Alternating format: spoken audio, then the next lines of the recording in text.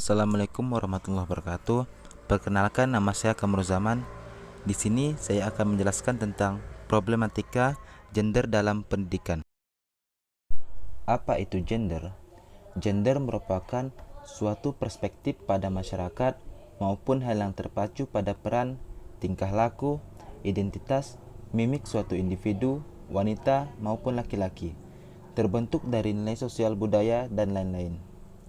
Contoh gender.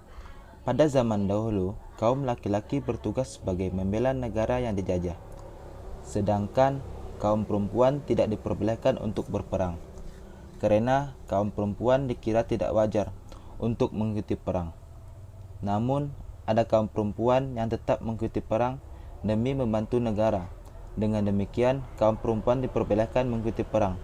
Pada hal tersebut, perempuan dapat mengikuti perang dengan perannya mereka seperti medis, mempersediakan pemasukan makanan, dan lain-lain.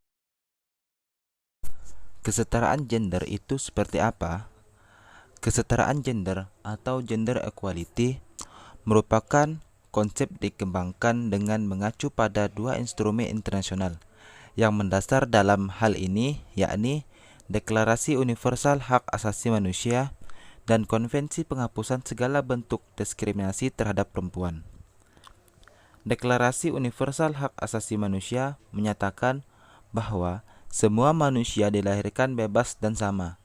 Dengan merujuk pada deklarasi ini, Konvensi tentang Penghapusan Segala Bentuk Diskriminasi Terhadap Perempuan mencantumkan istilah hak yang sama untuk laki-laki dan perempuan dan kesetaraan hak laki-laki dan perempuan. Konsep kesetaraan gender merujuk pada kesetaraan penuh laki-laki dan perempuan untuk menikmati rangkaian lengkap hak-hak politik, ekonomi, dan dalam pendidikan. Konsep ini juga merujuk pada situasi di mana tidak ada individu yang ditolak aksesnya atas hak-hak tersebut atau hak tersebut dirampas dari mereka. Munculnya problematika gender dalam pendidikan. Perbedaan antara laki-laki dan perempuan ini yang disebut dengan gender, yang kemudian timbullah berbagai perspektif dan pemikiran yang membuat antara laki-laki dan perempuan tidak bisa disamakan, dan laki-laki lebih unggul dan tinggi derajatnya daripada perempuan. Timbullah diskriminasi terhadap perempuan, bullying, dan pelecehan seksual terhadap perempuan, baik di kalangan masyarakat maupun pendidikan. Ini membuat perempuan semakin tersudutkan. Sebagai seorang yang lemah dan tak berdaya, ini harusnya sudah diajarkan dan dipelajari di lingkungan sekolah. Terhadap hal-hal seperti ini yang kurang baik dan tidak boleh dilakukan. Dalam bidang pendidikan yang seharusnya menepis dan memperjelas kebenaran ini, malah menjadi semakin keruh. Dalam Islam disebutkan bahwasanya laki-laki adalah pemimpin bagi kaum perempuan. Namun makna sebenarnya adalah kita diharuskan untuk menyayangi dan melindungi kaum perempuan, bukan malah semena-mena terhadap perempuan. Aspek problematika gender pada pendidikan. Yang pertama, akses.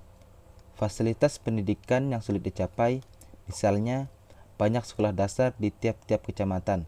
Namun, untuk jenjang pendidikan selanjutnya seperti SMP dan SMA tidak banyak. Tidak setiap wilayah memiliki sekolah tingkat SMP dan seterusnya. Hingga banyak siswa yang harus menempuh perjalanan jauh untuk mencapainya. Di lingkungan masyarakat yang masih tradisional, umumnya orang tua segan mengirimkan anak perempuannya ke sekolah yang jauh karena mengkhawatirkan kesejahteraan mereka. Oleh sebab itu, banyak anak perempuan yang terpaksa tinggal di rumah. Aspek yang kedua yaitu partisipasi. Tercakup di dalamnya faktor bidang studi dan statistik pendidikan dalam masyarakat kita di Indonesia, di mana terdapat sejumlah nilai budaya tradisional yang meletakkan tugas utama perempuan di arena domestik. Seringkali anak perempuan agak terhambat untuk memperoleh kesempatan yang luas untuk menjalani pendidikan formal. Sudah sering dikeluhkan bahwa jika sumber-sumber pendanaan keluarga terbatas, maka yang harus didahulukan untuk sekolah adalah anak laki-laki. Hal ini umumnya dikaitkan dengan tugas pria kelak apabila sudah dewasa dan berumah tangga, yaitu bahwa ia harus menjadi kepala rumah tangga dan pencari nafkah.